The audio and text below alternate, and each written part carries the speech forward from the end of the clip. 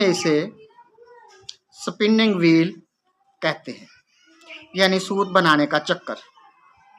چرخا ایک سادہ بڑے سے پہیے اور ایک دانتی نوکدار سلائی کے دو مرکزی حصوں ایک بڑے سے لکڑی کے فریم پر مشتمل ہوتا ہے۔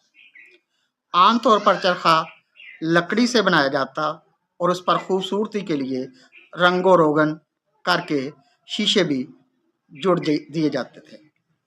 بڑے پہیے کے ساتھ ایک ہینڈل یعنی دستی جسے ہتھی کہا جاتا ہے لگی ہوتی، انسانی ہاتھ کی طاقت سے اسے گھمانے سے لوہے کی نوکدار سلاخ یعنی تکلا بھی گھومنے لگتا ہے۔ دونوں ایک دھاگے یا پٹے سے آپس میں منسلک حصے ایک مکمل مشین یعنی چرخے کی شکل میں کام کرتے ہیں۔ دھاگے کو جو بڑے پہیے کی طاقت تکلے کو